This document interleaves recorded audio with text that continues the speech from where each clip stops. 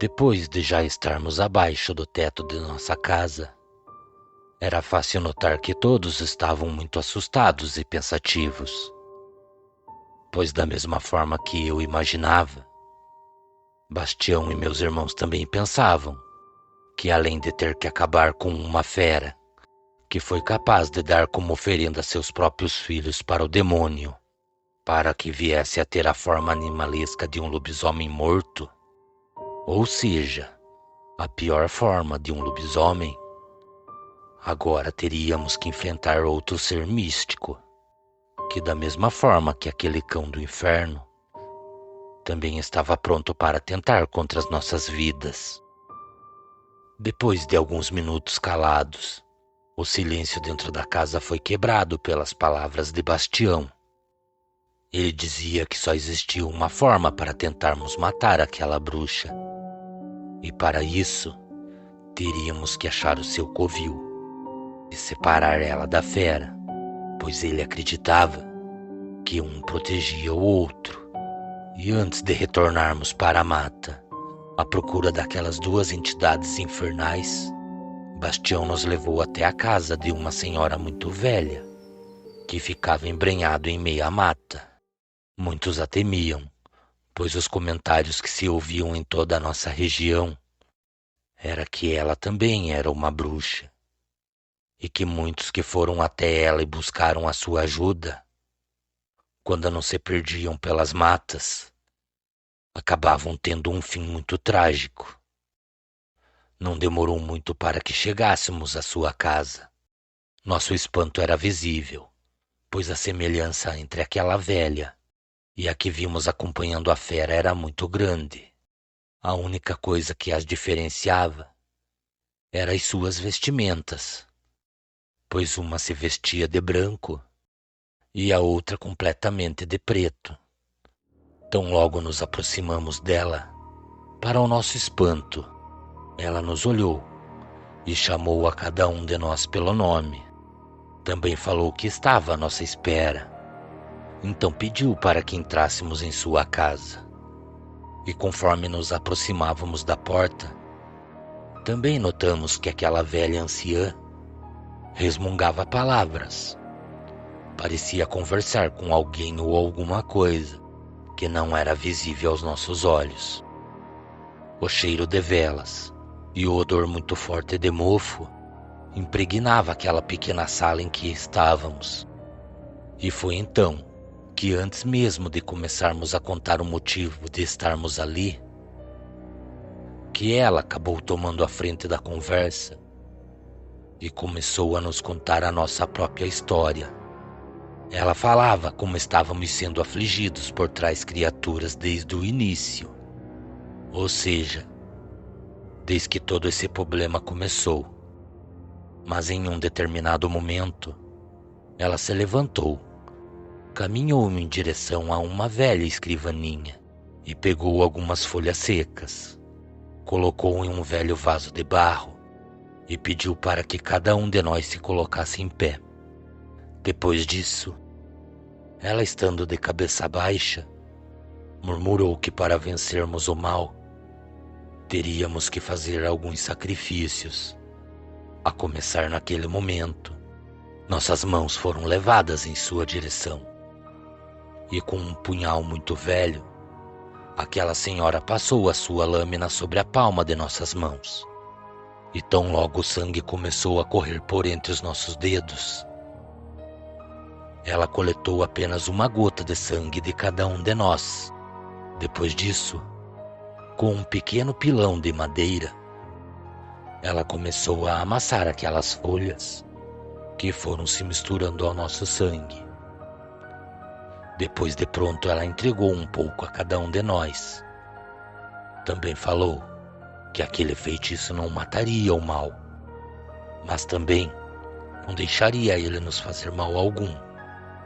Ela mandou que quando adentrássemos o covil onde a bruxa estivesse escondida, deveríamos pingar uma gota da poção sobre o alto de nossas cabeças e outra sobre a planta de nossos pés. Dessa forma, o que viesse de cima ou de baixo não conseguiria nos afligir. Então, depois de nos orientar a forma que deveríamos agir, ela falou que o preço a ser cobrado seria a cabeça da própria. Ninguém falou nada. Permanecemos em silêncio, até que Bastião cortou o silêncio com as suas palavras. Senhora, se esta poção que a senhora fez nos livrar de sermos mortos pela bruxa, eu mesmo trarei até você o preço exigido pelos seus serviços. Então seguimos nosso caminho, mas dessa vez, para não retornarmos pela mata, retornamos pela estrada. E foi no momento em que nos aproximávamos de nossa casa que todos nós percebemos que na rua à frente de nossas terras havia alguns carros parados.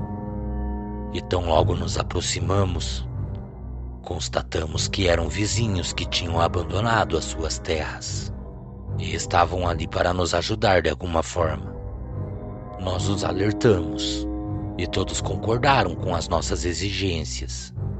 Ficamos todos dentro de casa, tramando como acabaríamos com aquela velha bruxa. Aguardamos a tarde chegar, e tão logo isso aconteceu, começamos a nos embrenhar na mata. Lentamente e atentos, avançamos cada vez mais.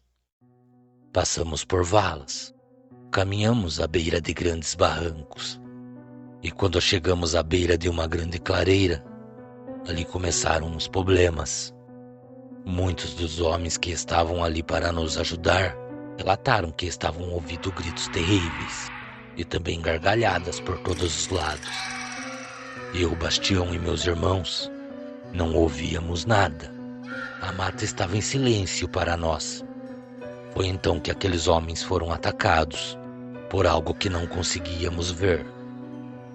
Os homens que não caíram naquele lugar acabaram correndo para o meio da floresta, a fim de salvar as suas vidas.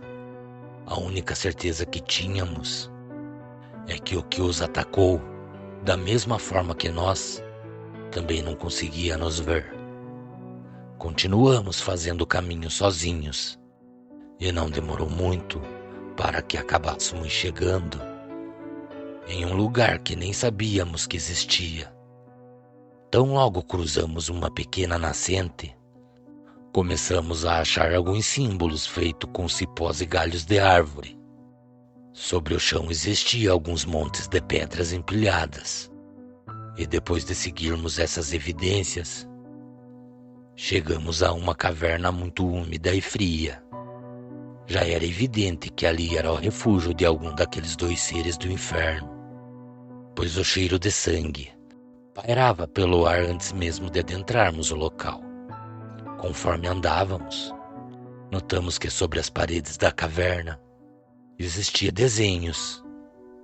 E por incrível que pareça, eu tinha certeza que aqueles desenhos contavam a nossa história. Desde o momento em que matamos o filho daquela família, foi então que chegamos até onde aquela velha bruxa estava. Ela olhava para todos os lados, mas não nos via. Acredito que pelo fato de estarmos usando a poção que nos foi dada, ela sabia que estávamos ali. Tentava nos atacar, mas não conseguia. Foi então que aquela velha começou a gritar as palavras Ontes Ryukes. Por várias vezes ela pronunciou essas malditas palavras. Sabíamos que ela chamava a fera, pois fomos avisados que existia um linguajar licantropo. Ontes significava barulho,